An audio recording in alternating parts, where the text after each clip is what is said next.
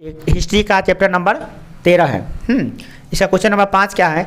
चरखे को राष्ट्रवाद का प्रतीक क्यों चुना गया? गांधी जी जब आंदोलन कर रहे थे भारत में तो उस समय चरखा को राष्ट्रवाद का एक प्रतीक माना गया। क्यों प्रतीक कहा गया? उस समय तो और भी प्रतीक थे, बहुत सारे चिन्ह थे, उसको क्यों नहीं माना गया? चरखा को क्यों माना गया? तो इसके निम्नलिखित कारण थे। सबसे पहला नंबर, महात्मा गांधी मशीनीकरण के विरुद्ध थे। मतलब उनका मानना था कि मशीन ही आदमी को गुलाम बना देता है। उनका मानना था कि मशीनों ने मानव को गुलाम बनाकर उसका स्वास्थ्य प्रभावित किया है तथा श्रमिकों के हाथ के काम को रोजगार भी छीन लिया है। मशीन के चक्कर में आके लोग कमज़ोर भी हो गए हैं, स्वास्थ्य उसका बिगड़ भी गया है और प्लस में उसके प्रभाव में आकर रोजगार भी उसका छीन गया है। नहीं, चरखा स्वयं में एक सहज और सरल मशीन है। मतलब कि ज़्यादा चरखा में कोई ज़्यादा साइंटिफिक दिमाग नहीं लगाना है, जो प्रत्येक व्यक्ति को आत्मनिर्भर बनाता है। मतलब प्रत्येक व्यक्ति को आत्मनिर्भर मतलब कि यह दिखाता है कि तुम आत्मनिर्भर बन सकते हो, अपना कपड़ा खुद बना सकते हो। उन्होंने मशीनों की आलोचना की है, मशीनों के बारे में भला बुरा कहा। महात्मा गांधी ने कहा कि मशीनों हमारे लिए ठीक नहीं है और चरखे को ऐसा मानव समाज के प्रतीक के रूप में देखा जिसमें मशीनों और प्रौद्योगिकी की अधिक महत्व नहीं दिखाया गया है। मतलब चरखा बनाने के लिए ज़्यादा टेक्निकल की जरूरत नहीं पड़ती है। तो गांधी जी यह बताएं कि चरखा जो है ना, मनुष्य हम लोगों का एक आदर्श बन सकता है। चरखा क्यों रखा गया? चरखा से क्या आता है कि मानव अपना श्रम के हिसाब से अपना काम खुद कर सकता है। ठीक है। गांधी जी के अनुसार भारत एक गरीबों का देश है। मतलब भारत में कोई अमीर लोग नहीं रहते, सजादे नहीं रहते यहाँ पे। चरखा गरीबों का पूरक है और चरखा जो है ना, कोई चरखा बनाने में भी ज़्यादा खर्च नहीं है, चरखा को चलाने में भी ज़्यादा खर्च नहीं है और ज़्यादा ट्रेनिंग लेने की आवश्यकता भी नहीं है। इससे आम आदमी भी कर सकता है, आमदनी प्राप्त कर सकता है। वह स्वावलंबी बनेगा और गरीब और बेरोजगारी से छुटकारा उसको मिलेगा। महात्मा गांधी यह मानते थे कि मशीनों से श्रम बचाकर लोगों को मौत के मुँह से ढकेलना या उन्हें बेरोजगार करके सड़क पर फेंकना एक बराबर होता है। और किसी आदमी का रोजगार छीन जाता है और कोई आदमी मर जाता है, दोनों बात तो बराबर ही होता है। रोजगार छीनने के बाद तो ऐसे भी मनुष्य जिंदा लाश बन जाता है, क्योंकि उसके पास खाने का ठिकाना नहीं रहता है, रहने का ठिकाना नहीं है, पहनने का ठिकाना नहीं। कहने का मतलब यह है कि मनुष्य को यह पूरा उसका बेरोजगारी का मतलब क्या? बेरोजगारी वो आग है जिसमें जलकर मनुष्य मर जाता है। कोई भी गरीब होना, बेरोजगार होना सबसे बड़ा पाप होता है धरती पर। तो गांधी जी कहते थे मशीन सब जो आ गया है तो मशीन से दो बात हो गई है। पहले जो लोग दिन भर हाथ से काम करते थे तो बहुत मेहनती बनते थे, बहुत कठोर बनते थे, बहुत ही अपने आप के जीवन को बढ़ा रहे थे। परंतु इन मशीनों के आ जाने की वजह से क्या हो रहा है कि ये जो है ना आलसी बन गए हैं, निकम्मे हो चुके हैं, काम नहीं कर रहे हैं। पहला नंबर बात। दूसरी नंबर बात क्या हो रहा है कि यह जो है ना मशीनों के चक्कर में आकर क्या कर रहा है, अपने श्रम को भूल चुका है। और इनको याद दिलाने के लिए हमको क्या करना पड़ेगा? चरखा को प्रतीक बनाना पड़ेगा। चरखा से दो फायदे होंगे। एक तो वो शारीरिक श्रम करेगा चरखा चलाने में, तो उनका एक्सरसाइज होगा वगैरह उनका। दूसरा नंबर बात, उनको उससे पैसे की आमदनी हो जाएगी। और तीसरा नंबर बात कि हम लोग विदेशी जो सामान है उसे छुटकारा पा लेंगे, हम लोग अपना स्वदेशी अपनाने लगेंगे कपड़ा। तो इससे इतने फायदे हो रहे थे, इसीलिए चरखा को राष्ट्रीय प्रतीक बनाया गया। चरखा का राष्ट्रीय प्रतीक बनाने में महात्मा गांधी का मेन बातें यही सब थी। पहला कैसा था? स्वास्थ्य अच्छा हो। दूसरा, मशीनों पर से निर्भरता हट जाए। और तीसरा कि अर्थव्यवस्था भी इसका ठीक हो जाए, है ना। और चौथा कि अंग्रेजी की जो सत्ता है उसके विरोध में हम लोग आवाज़ उठा पाएँ, उसके जो स्वयं सत्ता का जो हम लोग बात किए हैं वो हो जाए, है ना। स्वदेशी की जो बात कहें वो हो जाए। हो गया पॉइंट? समझ में आ गया? चलिए अगला क्वेश्चन देखिए क्या है। असहयोग आंदोलन एक तरह का प्रतिरोध था। कैसे असहयोग आंदोलन हुआ था? कब हुआ था? नहीं पता है। असहयोग आंदोलन 1920 में हुआ था। गांधी जी कहते हैं 1920 में इसकी शुरुआत हुई थी। 1921 माना जाता है क्योंकि 1920 के दिसंबर में हुआ था। 1920 से 22 तक चला था, है ना। और ये 22 में वापस ले लिए थे गांधी जी, है ना। तो अब असहयोग जो आंदोलन था एक प्रतिरोध के रूप में था। प्रतिरोध माने क्या होता है? एक द्वंद्व था, झगड़ा था, इसके रूप में था। कैसे? देखिए पहला नंबर बात यह है, औपनिवेशिक सरकार ने रॉलेट एक्ट पारित कर दिया। जो ब्रिटिश सरकार थी, औपनिवेशिक सरकार मतलब क्या? ब्रिटिश सरकार मतलब अंग्रेज। क्या पारित कर दिया? Rowlatt act. रॉलेट एक्ट पारित कर दिया जिसका अनुसार दोष सिद्ध हुए बिना किसी को भी जेल में बंद किया जा सकता था। मतलब कि आप दोषी हैं कि नहीं है उससे मतलब नहीं है, आपको जेल में बंद कर दिया जाएगा। गांधी जी ने इसके विरुद्ध अभियान चलाया और इसको लेकर जालियांवाला बाग हत्याकांड भी में सभा हो रही थी। इसी के विरोध में भाई रॉलेट एक्ट चलाया है तो जालियांवाला बाग में क्या हो रहा था? एक सभा हो रही थी। वहाँ जनरल डायर ने गोलियां चलाने का आदेश दिया। जालियांवाला बाग हत्याकांड बहुत ही दर्दनाक घटना थी। उसमें क्या किया गया? जनरल डायर जो था वहाँ पहुँच गया और वहाँ पे क्या किया? निर्दोष निहत्थे आदमी जो सभा कर रहे थे, बैसाखी के बाद सभा कर रहे थे, उसमें क्या किया गया कि डायरेक्ट गोली चलाने का आदेश दिया, जिसमें सैकड़ों लोग मारे गए। और सैकड़ों लोग जब मारे गए तो ये जो ना ये इसके विरोध में गांधी जी आंदोलन शुरू कर दिया। उसका नाम था क्या? असहयोग आंदोलन। तो पहला नंबर तो बात ये था। दूसरा नंबर पॉइंट, उन्होंने लोगों से अपील किया कि वे सरकारी स्कूलों, कॉलेजों और न्यायालयों में न जाकर कर न चुकाए। उन्होंने कहा कि स्वेच्छा से उनका पालन करें और जिससे स्वराज मिले। इस प्रकार उन्होंने लोगों से प्रतिरोध करने का अपील किया कि प्रतिरोध कीजिए। प्रतिरोध करने का मतलब क्या, मुकाबला कीजिए। किससे? अंग्रेजी सरकार से, इस सिस्टम से जो हमें खोखला बना रही है। अब नहीं डरेंगे, नहीं झुकेंगे, ना तो हम टैक्स भरेंगे, ना ही स्कूल में जाएंगे, ना ही हम वकालत में केस करने जाएंगे। जब वहाँ पे अंग्रेज बैठा हुआ है तो हम क्यों जाएंगे? जहाँ जहाँ अंग्रेज होगा वहाँ पर हम नहीं जाएंगे। क्या काम करेंगे? तो हमको जो अच्छा होगा, हमारे देश हित में काम होगा वो काम करेंगे। टैक्स काहे चुकाने जाएंगे? हमारा देश का टैक्स हम जानते हैं वो कौन लेने वाला है। टैक्स का भी प्रतिरोध करने लगा। मतलब प्रतिरोध मतलब क्या होता है? डट कर मुकाबला करने वाला। तो इस प्रकार से असहयोग आंदोलन में डट कर मुकाबला करना सिखाया है। कौन? गांधी जी। किनको?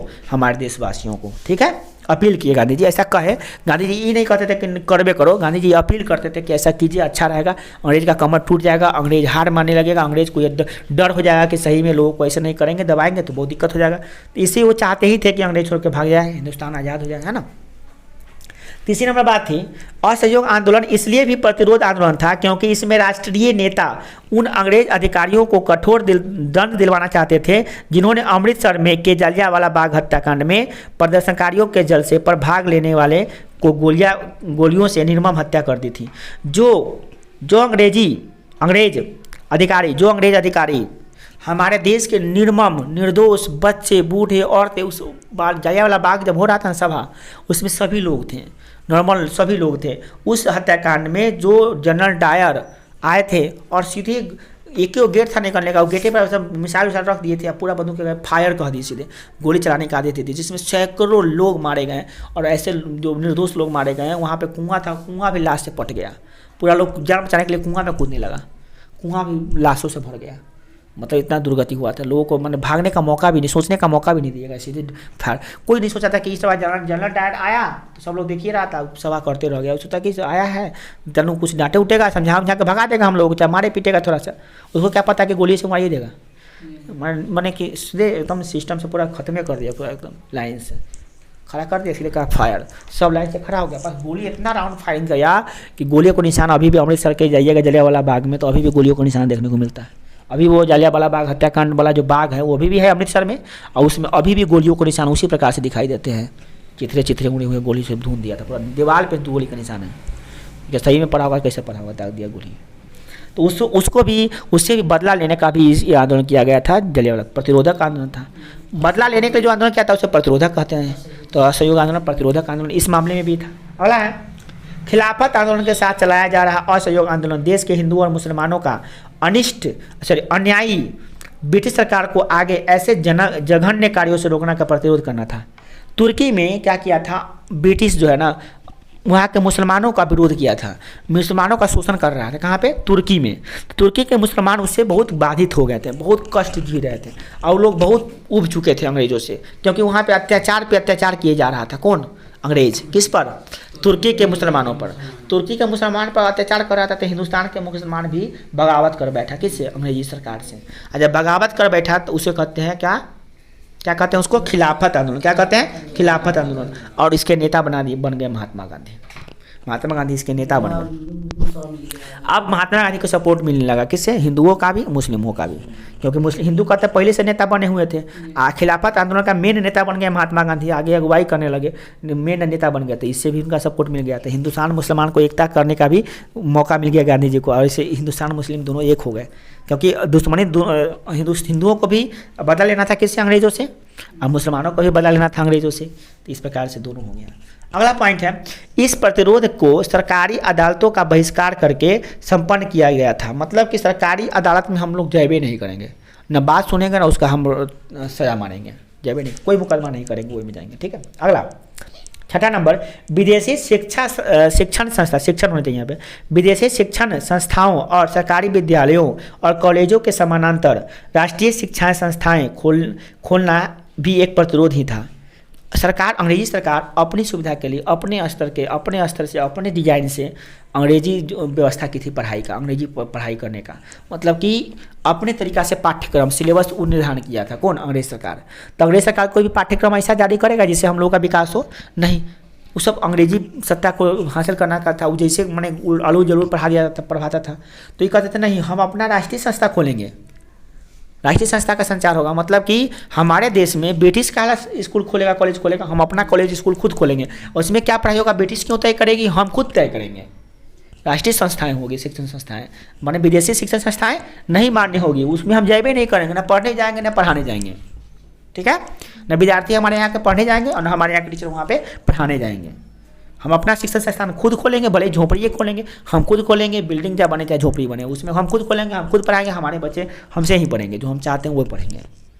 तो इसका भी विरोध हुआ था, माने कि अंग्रेज सरकार को सीधे टाटा बाय बाय करने का प्लानिंग बन गया था। इस प्रकार से आप देख रहे हैं ये भी विरोधी था। अगला पॉइंट देख रहे हैं, एक और विद्रोह क्या था, उत्तर आंध्र की पहाड़ी, आंध्र प्रदेश की पहाड़ियों में जो जनजातियां रहती थी द्वारा वन्य कानून की अवहेलना किया जाना।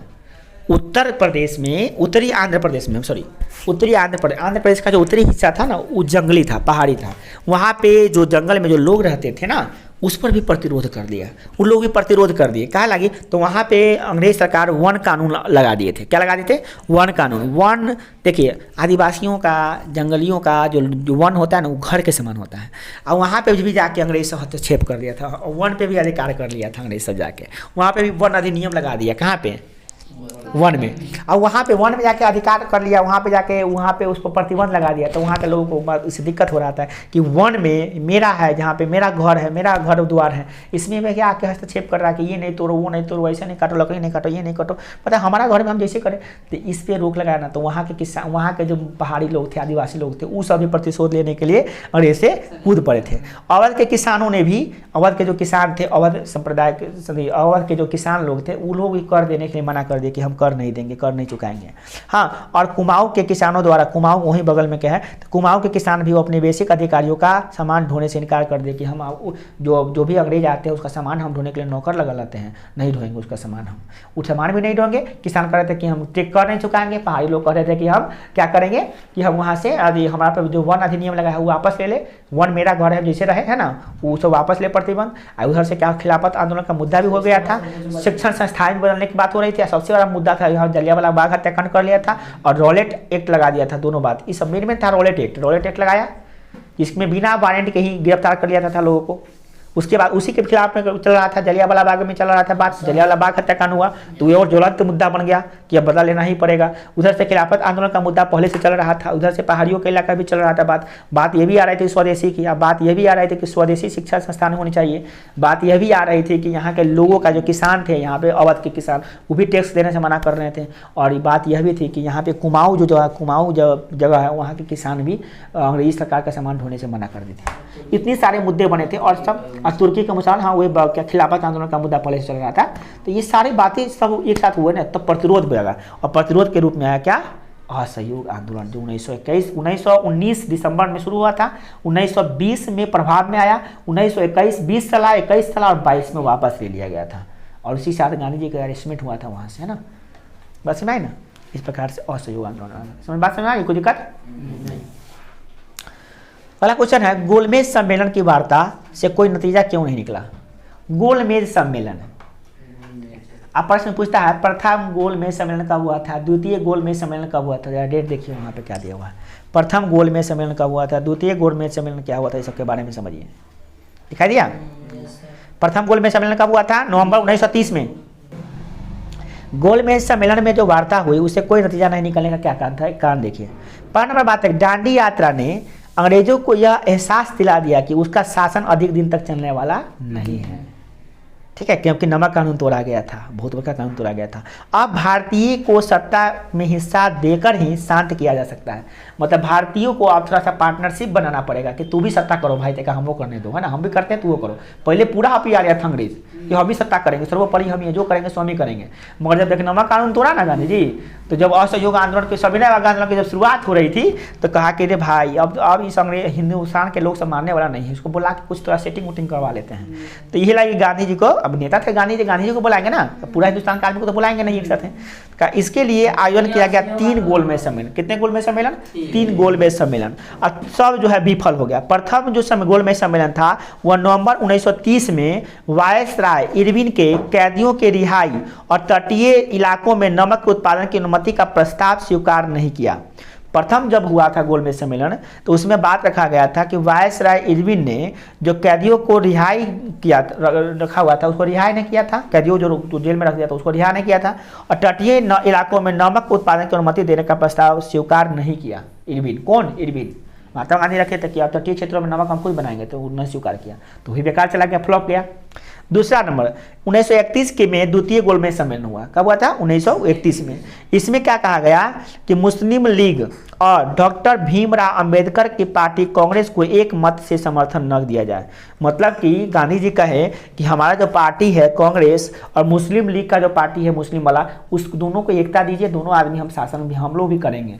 तो वो लोग मना कर दिए अंग्रेज सब कि नहीं, उसमें भी हम तुम्हारा बात नहीं मानेंगे, मतलब हम अपने साथ करेंगे। तो वो भी बेकार चला गया, मतलब वो भी सम्मेलन सक्सेसफुल नहीं हुआ। तीसरा गोलमेज सम्मेलन जो हुआ था, इंग्लैंड के लेबर पार्टी द्वारा भाग न लिए जाने के कारण कांग्रेस ने इसका बहिष्कार कर दिया। इंग्लैंड में जो लेबर पार्टी था वो भागे नहीं लिया उस सम्मेलन में, तो इसलिए जो कांग्रेस जो यहाँ के थे ना, यानी महात्मा गांधी जो जिस पार्टी के नेता थे कांग्रेस के, तो वो मना कर दिए कि नहीं हम लोग भाग लेवे नहीं करेंगे, तो होवे नहीं किया, तो सक्सेसफुल होवे नहीं किया।